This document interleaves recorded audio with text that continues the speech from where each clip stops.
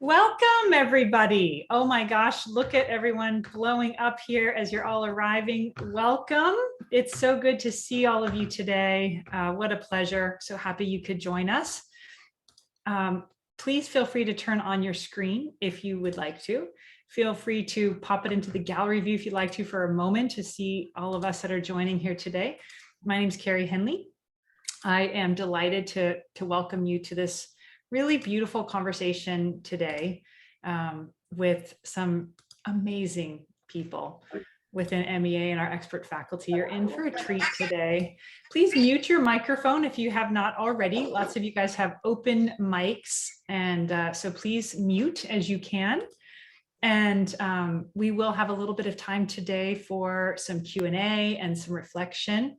We do love hearing from you. This is meant to be a big, huge digital table that we can come together and we can connect and we can reflect on the times that we're in. Hence the topic for today is how do we use reflection in an uncertain time? So let's just make sure we all feel like we're here together today. So go ahead and go down to the chat box after you've made sure that your mute is turned down on the left. Go down to the chat box and just pop in, where are you? Where are you in the world right now? It's so amazing for us to see. We have our alumni are from how many countries, Chip? 30 plus countries. 33 countries and maybe more as some of you are coming on today. So enjoy this waterfall at our digital global table, literally from all over the world coming together. It thrills me every single time. I just find it is amazing to welcome you all here. So I'm going to now start doing the spotlight for the video to bring up our team. You can always go back and forth between the gallery view and the speaker view if you like. So let me welcome everybody up on the stage here. We'll start with you, Chip. Conley, so good to have you here. And Jeff is here as well, three co-founders of the Modern Elder Academy. And we have Mark Nepo. Oh, so thankful to have you here today. And Paula Pretlow. Great to be here. Thank you. What a lineup to be here today. So thank you all for being here. And I'm going to let you kick it off, Chip, and Mark's going to really begin us with a beautiful piece of poetry to get us going. Well, thank you. Thank you, Carrie. And I am coming to you from Santa Fe, actually to be quite specific, from Galisteo, New Mexico. Why don't we just take 30 seconds to just pause? We've had the great pause here in the world with the pandemic. But let's take 30 seconds just to sit in your seat. Take 3 deep breaths.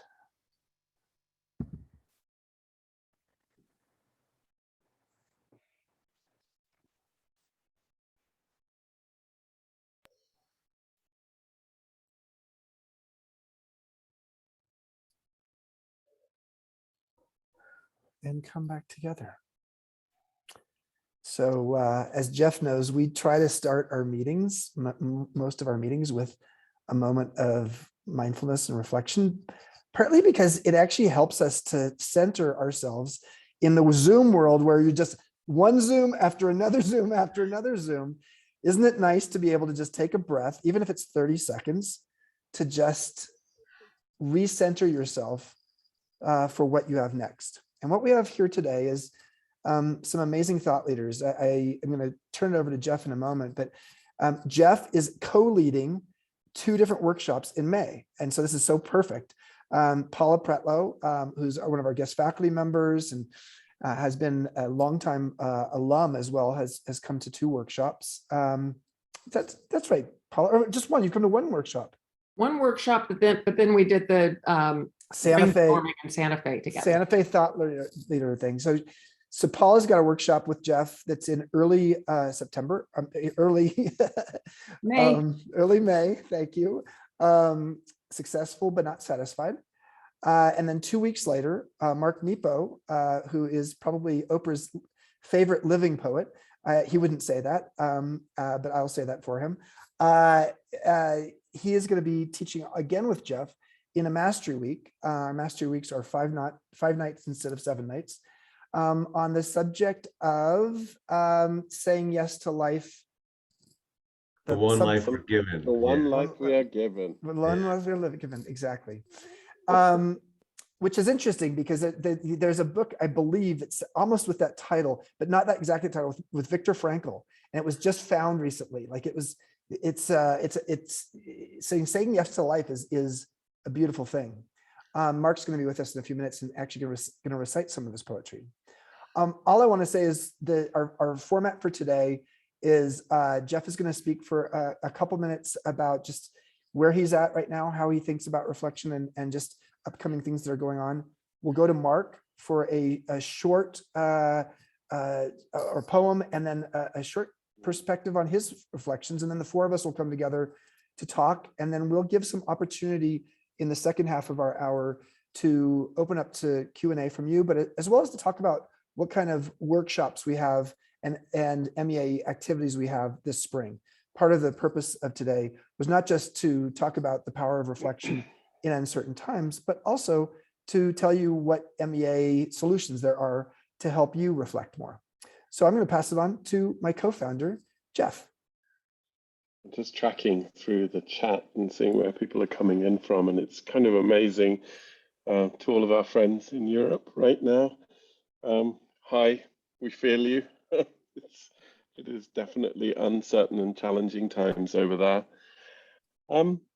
You know, it's interesting. I'm sort of teaching all over the place at the moment. There's a whole bunch of stuff going on that Chip mentioned, and in preparation for this, I was like, gosh, how am I even going to explain it? How am I even going to sort of think about it all together? Right now, Carrie and I have been leading sessions on transitions. We've got an online cohort of sort of 300 odd people doing a course on transitions. So, you know, what are the transitions that we go through in midlife and so on and so forth? And what are the transitional stages that we go through? And it was kind of interesting to look at the different teachers that are coming up in that light, in the light of the kind of the transitional framework, where, you know, successful but not satisfied is saying, okay, where am I stuck? How do I get unstuck, and where do I lead myself to? You know, the one life we're given and saying yes to life is, how do we go on that journey? Where do we go from there? Once we've come unstuck, how do we say yes? How do we sort of go through that messy middle towards our new purpose? And then on March the 31st and April the 1st, I'm teaching a music course, which is kind of a new thing. And I'll tell you more about that later. But it's kind of, again, how do we pay attention to ourselves? What are our practices as we go on that journey? And the frame that we've kind of been toying with that I'm really interested in is, how do you regenerate yourself? So how do you start with, you know, saying, what is it that I need? What do I care about? Who am I? And in the regeneration framework, think about it as your soil. How do I regenerate my community, my purpose, my awe, things that are awesome in my life? And then finally, how do I regenerate my specific purpose with the people I'm going to do that with? So that's kind of the big frame, Chip. That's the stuff I'm thinking about right now as we're doing all of these different amazing courses. And to be fair, I feel like I'm just learning. I'm picking it up. Well, that's what Michelangelo wrote on top of his doorway. I am still learning. You know, in his 80s. Thank you, Jeff. Mark, let's go to you. Let's hear a poem, and then let's hear your perspective on reflections. Yeah, thank you. It's wonderful to be with you all. And let me start with a poem of mine called Below Our Strangeness. My soul tells me we were all broken from the same nameless heart, and everything wakes with a piece of that original heart aching its way into blossom. This is why we know each other below our strangeness, why when we fall we lift each other, or when in pain we hold each other, why sudden with joy we dance together. Life is the many pieces of that great heart loving itself back together. And you know, the poems for me are great teachers. I don't really know where they're going. And I think this is a good way to talk about reflection, which is not just a creative process, it's the introspective process, because For me, when I am present enough, this is the practice of authenticity. And the reward for that is not only do I know myself, but I rediscover my kinship with all things. And so, one way to think about this, especially in our modern times, is, we've been taught in a strange way that to know by heart means, oh, well, I'm supposed to memorize something. But that's not really what to know by heart means. To know by heart is if I truly listen to you. Thomas Merton, the great Trappist monk, said if we truly beheld each other, we would fall down and worship each other. So when I really listen and I'm not preparing, even out of kindness, a response, then you're in my heart and I'm in your heart. And all of a sudden, we're in connection and resilience. Another metaphor that's really helpful to me, and we've all been at lakes or ponds of some kind, and the surface water is always stirred up. It might be gentle with a breeze, or it might be choppy depending on what's going on. And every once in a while, that water goes still. And when it goes still, you can see through to the bottom. And the bottom's always there. The bottom hasn't gone anywhere. And when we think about that, the bottom is the underlying reality where all things are connected, where one thing touches everything else. And so there are certain things in life, great love and great suffering, that make the waters go clear. But the other is our personal practice of being present and being authentic, which we could call introspection or reflection. So what are the ways, formal and informal, that you make the waters go still? So you can not only see through the bottom, but you can know the bottom by heart. So let me share a couple of reflections about how this all relates to where we are.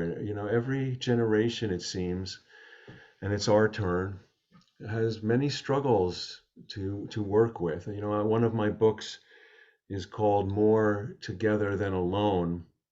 And it's an exploration of moments across history and cross-culturally of moments we've worked well together. And one thing I learned in that, in looking at various things, was back in what were called the Dark Ages in Europe, we tend to label them the Dark Ages, but actually the rest of the world was pretty enlightened at that time. But in Europe, in those really difficult times, only 10% of the European population was literate. That meant 10% kept literacy alive for close to 350 years. And so in our time, in the stridency, in the difficulty, if we are entering a dark time or a time that stays strident for a long period of time, when we're awake, it's incumbent on us to keep the literacy of the heart alive. And that requires our authenticity. That requires our knowing each other by heart. That requires us staying connected to the underlying reality at the bottom of that lake of circumstance. So, one of the things about this time we're coming out of, and, yes, my heart too goes out to all the people of Ukraine and all the difficult things that are erupting around the world. And we come out of this pandemic, and I think one of the things is that we've been forced into a global Sabbath. Now, the word Sabbath in the Jewish tradition means literally the one day we don't turn one thing into another.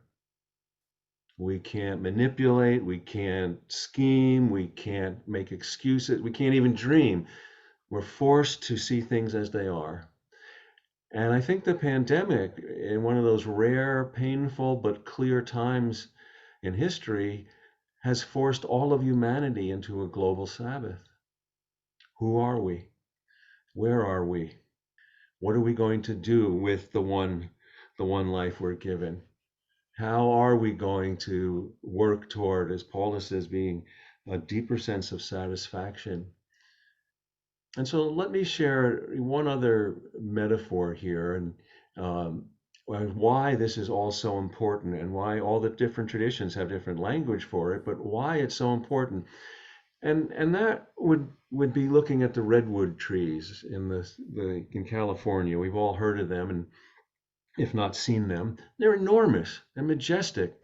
My God, they're hundreds of feet high. It's 20, 30, 40 feet in diameter. Some are 1,000 years old. And I imagine maybe with climate change in a severe storm, one might be uprooted. But I don't know. I doubt it. I mean, they can be damaged, but rarely uprooted. And that's because of their stability above ground and below ground. That's because their roots are deep and their trunks are wide. And that's why we need an interior spiritual practice. That's why we need reflection. So that whatever you call it, however you enlist it, however you bring it to life, so that we can have deep roots and wide trunks to survive the storms of our time. So let me stop there. Thank you, Mark. Very beautiful. What for those of you who are going to be lucky enough to be in the workshop with Jeff and Mark in May, thumbs up to you. You've chosen to prioritize time on these kinds of topics. So I'm going to riff for a couple of minutes, and I'm going to ask Paula something. So, when you go to the dictionary and you read the word reflection, there are two meanings to reflection. One is the throwing back by a body or surface of light, heat, or sound without absorbing it, as in mirroring. So reflection is a mirroring. And then the second meaning, and we know that, so you see a reflection on a pond, for example. And then the other kind of reflection is the one we're talking about here, to give deep thought or consideration. So my thought in terms of mixing those together is MEA, Modern Elder Academy, is all about providing people the space, the context, and the community to give deep thought to one's life. You are actually mirroring, you're creating the space for reflection to mirror who you are, to observe who you are. And gosh, we need that space, because life is full of busyness. It's funny that the word business and busyness sound very similar.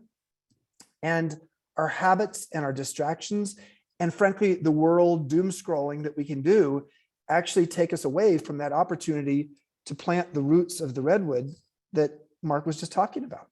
Because in order for that redwood to actually keep standing, it not only actually has to have an interior in its trunk, but it needs to have a deep root system. And certain kinds of trees, the root systems are all connected. Aspen trees. We have aspen trees out here in Santa Fe, New Mexico, where I am right now. It's like those aspen trees are a community. They're not individuals. And so that sense of, what Jeff has said is wisdom is not taught, it's shared. It's beautiful, because often when we've felt alone in the last 2 years at times, because of the need for social distancing and being, in our homes. But the reality is, it is often that root system where we're reflecting about something together, that we actually create something that is more powerful than our own individual wellness. We create something that is social wellness. It is interesting that when we talk about wellness in American society, we tend to reflect on what's my nutrition, how much sleep am I getting, how much workout am I doing? And yet the word illness starts with the letter I, and the word wellness starts with the letters we.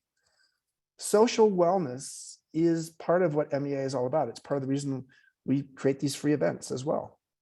So why don't I go to Paula and ask Paula to tell us a little bit about your relationship with with the idea of reflecting, and tell us a little bit about yourself.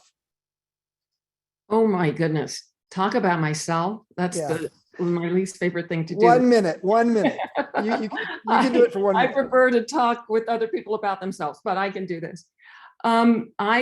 After a decades-long career in finance and financial services, decided that I needed a break. I was just tired and worn out. I needed to reflect and figure out what I wanted to be when I grow up. I did learn I never want to grow up, but during that process, I announced an early retirement. And before I could actually retire, I learned that I had a very serious form of breast cancer. Had I not paid attention to my body, had I not taken some kind of action and listened to myself, I can assure you I wouldn't be sitting here today talking with all of you.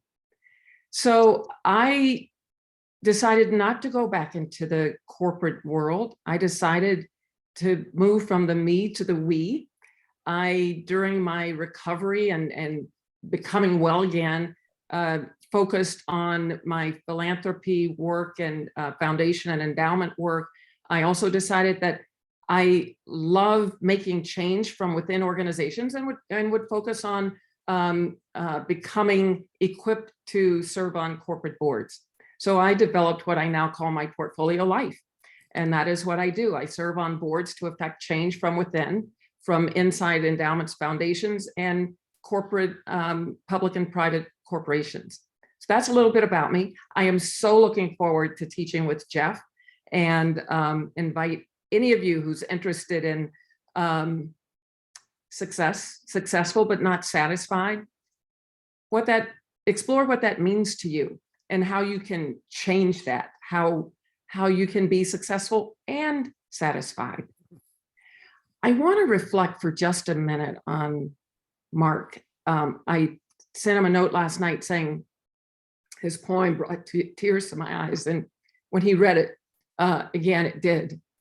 That last sentence, life is the many pieces of that great heart loving itself back together, reminds me of the Kabbalistic story, the creation of the world, where the vessel shattered into infinite pieces.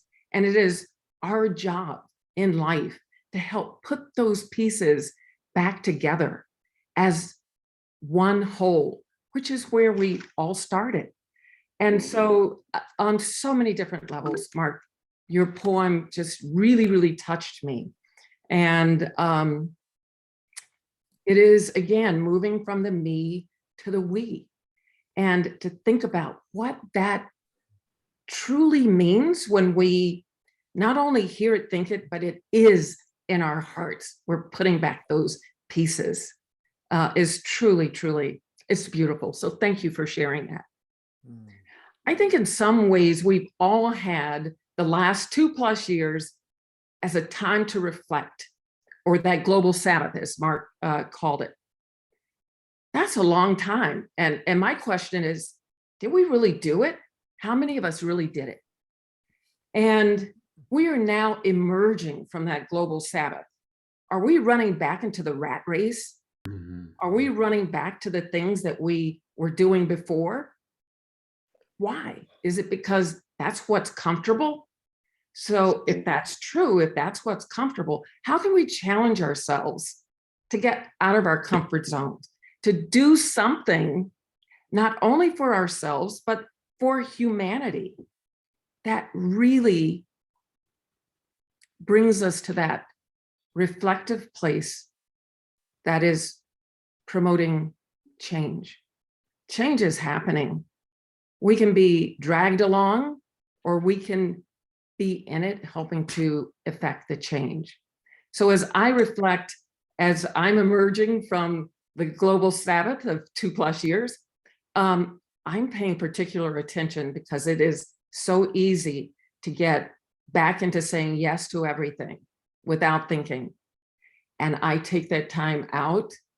I try to every day. I'm not always good at it, but I try to every day, and ask myself the question, and this is on such a micro level, guys, am I doing what I'm supposed to be doing? And if I'm not, what needs to change?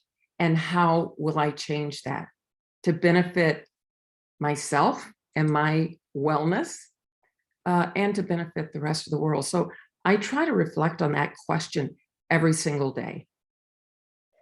Oh, thank you, Paula. Jeff. Paula, do Do you journal about that, Paula? How the hell do you keep that question in your head? Seriously. I'd be writing 24/7 if I journaled on it. No, but what works for me is just before bedtime to sit and to breathe and to reflect on the day and what's coming in the next day, the week, and the months ahead. And I try consciously to set aside some time. Sometimes I'm not successful at it. So I want to say that it's a struggle. And I think if we don't struggle with the question, then we're not really asking ourselves the right questions. But I try to create and block out some time where there is nothing, because it's just too easy to just fill it. And I try to use that time just to breathe, to be out in nature, to take long walks with myself or with a friend who's gonna push me as I might push them, to ask those heartfelt questions, to get beneath the surface. I think so many of us are at a point that we're done with the surface level conversations. We're at the third vault. Ooh, good for you, girlfriend. Wait. Did I bring that in okay? Let's talk about what the third vault is. Jeff, you want to take it, or you want me to do that? You know what? You can do it, Chip. I'm happy for you to do it. You did a great job last time. I usually do it, but I'll let you. Yeah, let's have Jeff do it. Let's have Jeff do it. You know, this actually came to us from Aaron Taylor, one of our teachers here at the academy, who, as a former athlete, then went into coaching former athletes and military and all kinds of folks into how do you lead a more purposeful life after sports, right? So that was kind of interesting. And the third vault communications piece was particularly valuable in that domain, which was like, get beyond the first vault, which is the stories you tell. You know, I'm this important athlete, or this kind of successful being. The cocktail party talk, as Carrie Henley talks about it. The second vault is the things you know. It's your expertise. It's, you know, these are the facts, the figures, the knowledge that I have. And moving towards what Paula was talking in terms of those heartfelt conversations that she would have with friends, the third vault is what's in your heart, what's going on with you. And it's edging right into that kind of woo-woo territory. But what I love about it is that we're so good at those first two vaults, right? That's how we spend the majority of our lives. You're at dinner, you're telling someone a story, you're on the train, and you're in the office, and there are things, you know, facts, data, and so on. And one of the things that we found in our work is just getting people to sort of put away the script and feel into what's going on with themselves is incredibly rich. It's really hard. People can't help but prepare and write notes and sort of have that first, second vault kind of work going on in advance. But yeah, it's that's almost the third vault. It's a bit like an archaeological dig. Right. And excavate yourself. And you're excavating yourself, and who knows what comes up. And that's the part that's so fascinating, is like, oh my gosh, this is a memory from childhood, or here's something I always wanted to do with my life, but I just had shelved it. Or, you know, here's a conversation I had with somebody 5 years ago, and it was the most meaningful conversation I had. I want to come back to that. And, you know, so I think, you know, in the normal busy life, we don't have time for that reflection, to do the archaeological dig, or to actually even get in touch with something deeper than your personality, something that's coming from a soul, or from a channeling from a source beyond yourself. So this is, I mean, it's interesting stuff. Mark, do you have thoughts on this?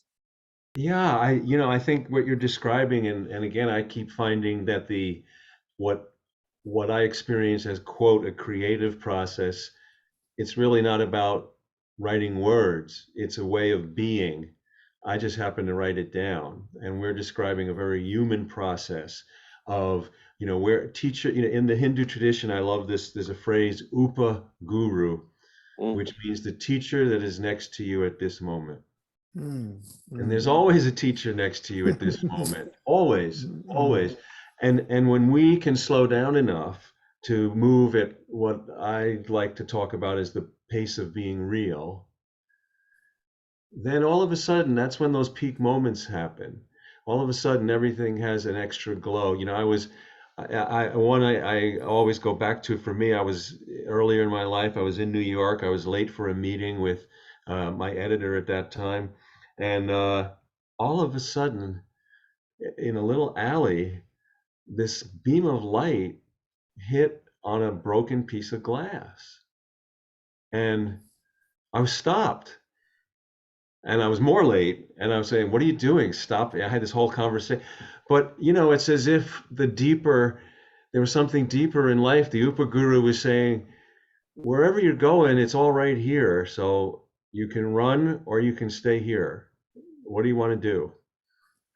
And so I missed my appointment, made him 1,000 apologies, but I was more alive in that moment. And then there was an experiential question without words that I was brought to in myself, that I then spent time with over months to surface into a deeper connection with life. So these things are always and everywhere. And it's like, what is the art of kinship? What is the art of paying attention to what has meaning? And okay, I made my apologies that I was late and missed most of that meeting. But I had a different meeting. Yeah. I had a different meeting. John Lennon said, life is what happens when you're making other plans. And there's a sense of how do we become first-class noticers of not just what's going on inside of us, but what's happening around us. The beauty of that immediacy in the moment of seeing something that you would not have seen, or the connection you have with someone because you gave the space for the connection to be felt in your body. Jeff, other thoughts? You know, this keeps on coming back to these awe practices for me. So we do a bunch of teaching with a guy called Daka Keltner, and his whole, and Mark, sort of seeing to the bottom of the pool, this idea of kind of seeing to the bottom of the pool, making the water go still so that you can see to the bottom. What are the practices? What are the ways that, because there's this sense as well that as you slow down, as you notice, as you pay attention, when you connect to that piece of glass that's refracting the light in New York City subway or wherever the hell it was, or streets, that there's that moment where it actually takes you beyond yourself, right? And that it's transcendent, and it is a diminished self, is what Daka would call it. It diminishes yourself as you realize that you're connected to something greater than yourself. And he lays out these 8 pathways to awe. And I have to say, I looked them up just before this call, and Carrie's smiling because we talk about this the whole time, and he's changed them. So do you guys want to hear what they are now? He has shifted them around a bit. So the first one is music, which I'm really glad about. So, you know, music is a vehicle to awe and to experiencing awe, self-transcendence, right? So that's why this music course is super interesting. We'll talk about it later. The second one, instead of visual arts, he's moved it to design, visual design. So it's kind of parallel. There's some similarity there. And by the way, this is based on research that he did across 26 cultures and how different cultures experience awe, which I think is fascinating. The third one is nature. You know, this is Mark's tree. This is Paula's nature walks, and so on and so forth. It's being out in nature actually pushes you into that kind of self-transcendent state. He shifted moral beauty, which was my favorite one of the 4, to epiphany. Oh, I love epiphany. I love epiphany as well, but moral beauty was so ambiguous. Oh, they're both beautiful. Yeah, I know. And again, as a vehicle, epiphany is a vehicle to self-transcendence, to sort of seeing a system or a reality that is greater than yourself. He shifted spirituality to mystical experience, so those are fairly sort of closely tied. And this is a neat one. He shifted important ideas, so big ideas, maybe poetry or something like that would be important, sort of put into important ideas to other people's strength, courage, kindness, which I really love. I like that shift. Thinking about life and death is hugely important in terms of self-transcendence, kind of awe. And then Chip, you'll like this one. He moving with other people to collective effervescence. Yes, I didn't know he. So let me explain collective effervescence. Yes. Well, first of all, Dacher is on. He's UC Berkeley professor. Started the Greater Good Science Center. Lives part-time within walking distance of the MEA campus in Baja, and teaches once a year with us. He's teaching in December, so you can go to his workshop. He also has this book on awe coming out next year. So collective effervescence. Oh man, I didn't know he had actually taken it. So that I have some fingerprints here. It's not my term. Let's be clear. It's not my term. Emile Durkheim is a French sociologist who studied religious pilgrimages and the like in 1910 or so. And he came out with this book. His real premise in the book was that collective effervescence is what happens when our sense of ego separation starts to evaporate, and what comes in its place is communal joy. And we see it, you could see it in church, with a gospel choir.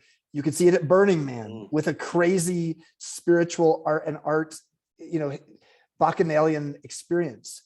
It can happen in an MEA workshop when people come together. And this is part of the reason that I think he actually introduced it, because it's what Dacher has seen happens at MEA. Interestingly, wow, that's nice to hear.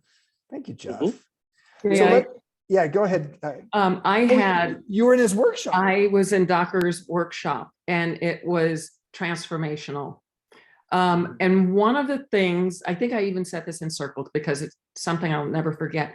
When you think about awe, what's the first thing that comes to mind?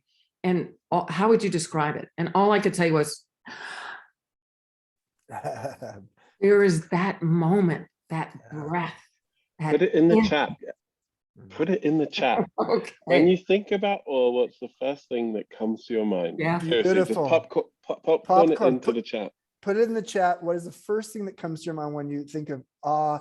And do you have an awe experience you want to share? By the way, Dacher is in Jeff's music course, which starts at the end of this. It's a 2-day course, March 31st to April 1st. You want to talk about that for a moment, Jeff? Yeah, let's finish up on this awe thing. Okay. Yeah. Radical amazement. Sunrise.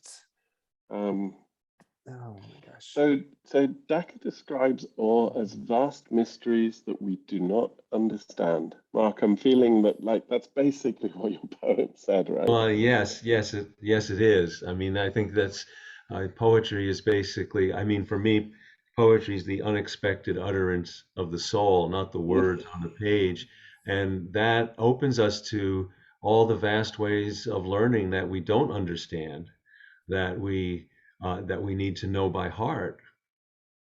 Beautiful. Well, Jeff, talk for a minute about your course. I mean, Dacher's in the course, and your course is, the number one on his list of 8 pathways to awe is music. Yeah, and this is just this is a total abuse of my position here at the Modern Health Academy.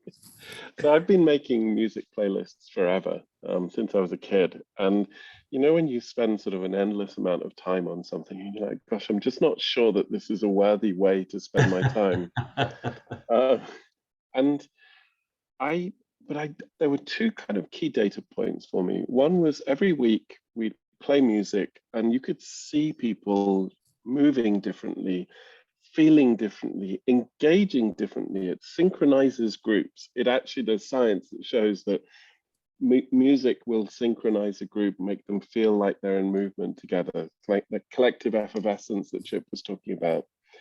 And then subsequently, we'd have a session where we share poetry and lyrics. And it's one of those things that sort of feels kind of hokey. It's sort of like going back to the dorm when you're at university or at high school or wherever you are, wherever you grew up, and you're sharing songs with your friends.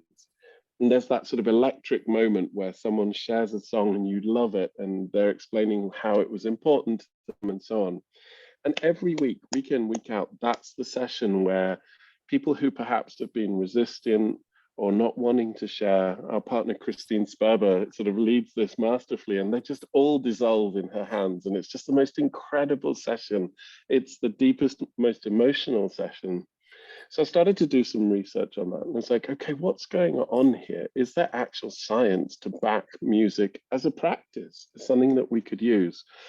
And Daka's research on all really sort of fundamentally backs this premise that music, if you use it more consciously, and again, I want to sort of go back to Paula's words, it's conscious time, right? It's not just listening to music, it's consciously listening to music, paying attention to it. So we got a group of people together to come up with a researcher, the ex-head of research at Goldman Sachs, researched for us what is the science? What are the top 10 impacts of music on body, brain, and in every other way in terms of cognitive impacts, emotional impacts, social impacts? We have a musician who's going to teach us how to listen, the art of listening, deep listening to music, which again is just, there's a million courses on musicology or the history of music, but actually how to listen. What are the elements you're listening to and for, and how do you sort of discern them and pick them apart? So that's fascinating to me, because after a lifetime of listening, I don't know that I knew how to listen. So how do you do that? And then we have a wonderful performing musician from the UK, and she's going to bring some of the practices that she brought from teaching communities how to listen and make music together to us in terms of creating your own practice with music. And then we'll round it all off with, okay, so how do you find new music and so on. So two sessions, 2 days. I'm really excited about it. As you can tell, it's like super deep, geeky. And I have a hunch that even compared to things like meditation and so on, this might be something where people are able to just naturally flow into it. Music is a part of our cultural DNA. It grew up with language, it grew up with culture, it grew up with us from very roots of humanity. It's pre-linguistic in many ways. Beautiful. So yes, that's what we're up to. It is it 4 hours each day, Jeff? I think it is 2 hours. It's just 2 hours. It's 2 hours. 2 hours each day. And it's less than $100. I mean, it's an online course. But it's an online course that won't feel like an online course. It will feel like an experience in collective effervescence. So thank you, Jeff. So that's happening at the end of the month. Let's talk about a few other things that are coming up soon. And in the meantime, if anybody has a question, feel free to throw a question in the chat, and Carrie can keep track of that. Yes. And I'm Jeff, just coming up here to tell everybody that now would be your chance. Yep. If you want to come up on stage and ask a question to Mark or to Paula, you can put your hand up in the reactions button. We can't take a ton of you, so yep. Be mindful. I also will be watching the chat, so if you don't want to be on stage, that's overwhelming, go ahead and put it in the chat and I'll read a couple as well. So yes, I'm going to hop back off while you guys finish up, and then we'll call on a couple. Yeah. Let me summarize a few other things that are coming up, and it's pretty exciting. First of all, right now on the campus in Baja, we have what's called sabbatical sessions, and it goes through the end of April. And sabbatical sessions is when we have lighter programming, and we have the 3 beautiful gourmet meals a day, the sort of resort on the beach, and bikes to ride. You just have more spaciousness. Sometimes people come down for extended stays, 1, 2, 3 weeks at a time, and they work remotely. So that's actually till the end of April. Then we go into our spring and early summer workshops. We have Paula and Jeff's workshop, May 8th through the 15th, successful but not satisfied. After that, we have Matthew Ricard. We only have a couple spaces left. This is probably the most famous Buddhist monk in the world, spoken on the TED stage multiple times, also been called the happiest person in the world. I'm co-leading a workshop with him. And then we go to Mark's workshop with Jeff, The One Life We're Given, Saying Yes to Life. We have a workshop after that, and it's full. Well, you can try to sign up for it, but it's called Leading from Your Essence by Vanessa In. It's like, I think, overbooked, but we'll see. Krista, you hate that I'm saying that right now, but choose another workshop. That one is already close to full, if not full. The workshop after that is the last one I'm going to mention. Other than we talked about Aaron Taylor. Aaron Taylor is going to be on a call just like this at the end of April. And so basically a month from now, he has a workshop with Christine Sperber, one of our co-founders, called "You Are Not Your Title." And what's it? It's something about the joy of a career swerve. Really amazing guy. Two Super Bowl rings. Played for the Green Bay Packers for a long time. But there's an intergenerational wisdom workshop that Jeff and I are co-leading with two millennial women. Nim de Swart, who's flying in from Australia, and Charlotte Japp, who started. And Nim's here, by the way. Oh, hey, Nim. So Nim is our co-leader on that, as is Charlotte Japp, who started the Circle organization, CIRKEL, which is all about intergenerational wisdom. So that workshop is June 5th to the 12th, and it's all about intergenerational wisdom. So if you ever wanted to come to a workshop with your son, your daughter, your father, your mother, your coworker who is a different generation, this is one where it'd be great for you to come and join us. And then lastly, by probably the end of this week, we will be announcing our next MEA online course, which is, Carrie, called... Okay, hold on. It's called Designing a Purposeful Path to Work. We will have more about that coming up soon. I know I'm blowing up the chat. I never do this. I'm like throwing so many things in the chat for you guys, but you'll get to see it in the recording. So as you can tell, we're rocking. We are busy at MEA. We've got so many great things happening, and we wanted to give you time to get a taste of Mark and get a taste of Paula and get a taste of Chip and Jeff. And so you get just a flavor of what we're all about. So I want to shift to questions as soon as you're done, Chip. We're done. You can find it all at Modern All right, Elder. I'm going to pick an introvert first. Actually, let me say, you can find it all at modernelderacademy.com. Yes, I'll put that in that too. So Mark, if you can kick us off, question was, can you talk a bit more about being in the state of creativity as a way of living life? And thank you for all the things that you do. And I'm going to go off so I can work. Well, yeah, and I think this is really at the heart of a lot of what we'll be doing together in our week is, to me, it goes back to, many of you might know from my work in my 30s, I almost died from a rare form of cancer. And that I was turned inside out, upside down, just Paula, as you were sharing. And from that point forward, it wasn't about creating art. It was about being open and present enough so that life could create me. Mm.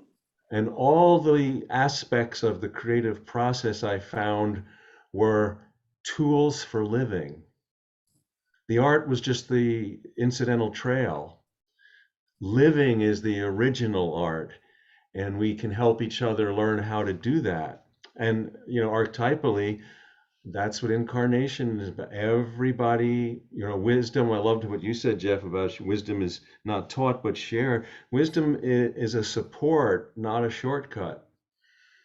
And so many of the things I've learned through the years by being a poet have helped me live life. Whether I've written a poem or not, whether the poem is good or not. And these have been the practices that I have been guiding and leading and accompanying together. I like to say what I share are examples, not instructions. We're just all learning together. Still learning, as Chip, as you made the quote. Long life learning. Yes. Long life learning. Yeah, we call so some people say it's lifelong learning, and that's true. Lifelong learning is a bigger umbrella, and you could do that at age 30 or at age 70, but we call it long life learning, not lifelong learning, because we believe MEA is all about how to help craft a life that's as deep and meaningful as it is long.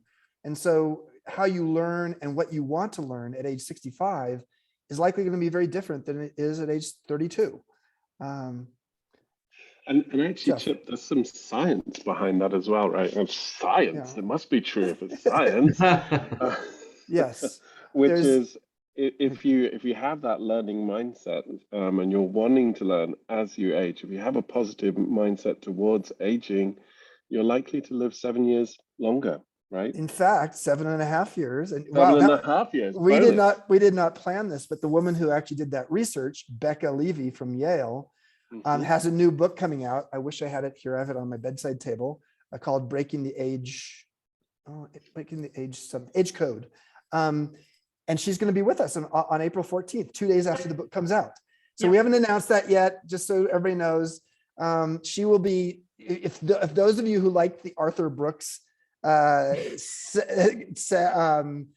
last month session, you will like Becca Levy's session as well. She's not quite as animated as him, but it is lots of the same topics. So that'll be up in April. What else, other questions? Yeah, so now's your chance. If you guys want to raise your hand and have a comment. I know somebody wanted to see Mark's poem. I'm going to put that back in the chat. And Mark has another poem to close us out. So Yeah, we'll do that. we're going to do that in a minute. But if anybody does want to come up on stage, you can raise your hand now. It's now or never. This is usually a talkative group. So punch that button. If you're the type of person that never comes on stage, give it a go. Put your hand up. Jim Flaherty does say he's writing books at 86.5 and do not intend to wake up on the wrong side of the grass anytime soon. Go, Jim Flaherty. Well Jim emailed me this morning. Jim, we appreciate you in our community. All right, Hanifa, I'm going to bring you on up here. Hanifa. Oh, and you're on mute, my dear. Can you hear me now? Yes. Yes. I actually just wanted to comment, Mark Nepo. I met you years ago at a conference that I did go to, and I just want to tell you that it was such a wonderful interaction I had with you, and it was definitely such a short time to speak with you, but it was a heart-centered discussion in that short time. So you really leave an impression, and guess what? I'm a bit of a poet now myself. Oh, wonderful. Thank you so much. Thank It's wonderful you. to see you. Hanifa, I hope we get to see you soon. It would be great to see you in Baja. I would love to see you, Chip. You know that. Yes. And by the way, for those of you, one last thought before we go to Mark's poem, to finish us off. Oh, actually, we have one more person. We'll go to Diane before that. Do know that we have scholarships for our workshops.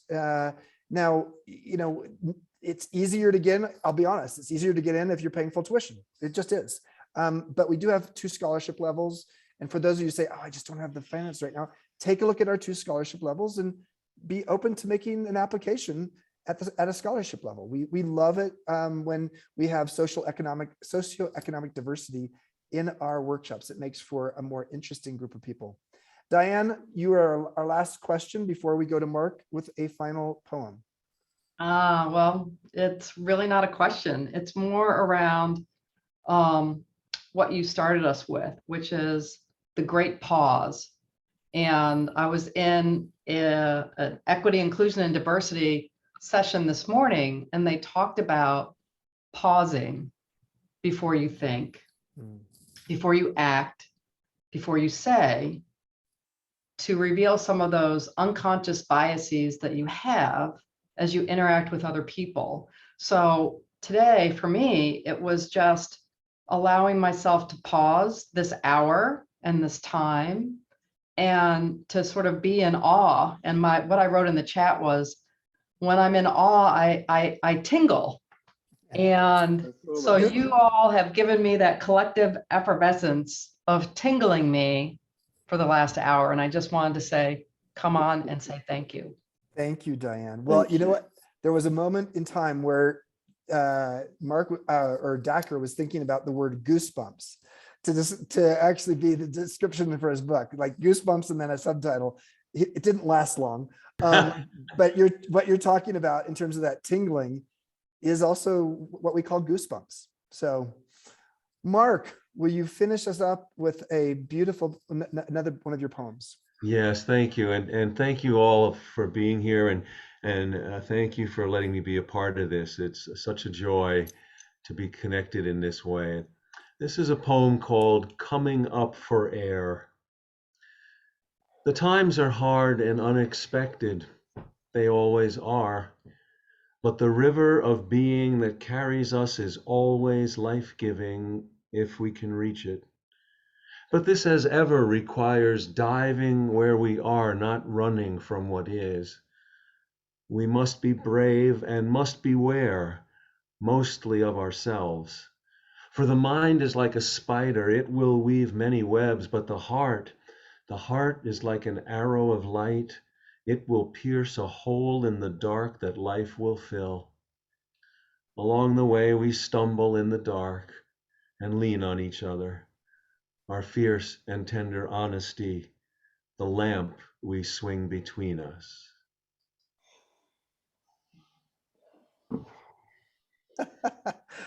Oh boy, oh boy. If that workshop's not sold out by the end of the day today, I'll be shocked. Can you imagine being in a workshop with Mark and Jeff, or in a workshop with Jeff and Paula? Thanks everybody for joining us. I mean, this is partly telling you about what's going on in MEA and letting you know what's coming up and letting you know about scholarships, but it's also meant to be a gift. It's meant to be a gift to you, especially during a time where we could all use a few more gifts. So thank you for joining us. Thank you for being part of the MEA community in whatever form you're in. If all you ever do with us is come to these free online events, we still love you, because you are part of our community. So thanks so much. Anything else, Jeff, you want to say? No, that was great. I just want to cuddle up with some of your sentences, Mark, and to spend days with them. Thank you. All right. And I Thank think you maybe- all. Paula, please. Paula. Maybe I'll stay on, Mark. I think your week follows mine. Maybe I'll just have to stay on. Oh, that would be wonderful. Thanks. right. This has been awesome. Thank all of you Yeah, for Paula. coming today. It means the world to all of us. And thank you again, Mark and Paula, for joining us today, and all of you for being here. So many of you are asking me privately, how do I get this recording? How do I get this recording? You'll get the recording, I promise. We're going to email it to everybody, and you can scroll through the chat to see. And it is a beautiful thing to go back and see what you contributed to this bowl of wisdom just through your words and through your reflections. It makes it so much richer when we get to experience all of you. So I'm glad you enjoyed it. If you have other questions about something that just flew past you, just email me, Carrie at Modern Elder Academy. I'll put it right here. And I'm happy to help you out with any of our many things that are happening. I can't type and talk at the same time. Here we go. There we go. Got it. There All right, you go. everyone. Bye, everybody. Thank Bye, you. everybody. all. Nice to see you all. Thank you, Mark and Paula. Bye. All right. All right. Thank you, Paula. Bye-bye. Thank you, Bye, Mark. everybody. Thank you. Bye-bye, everybody.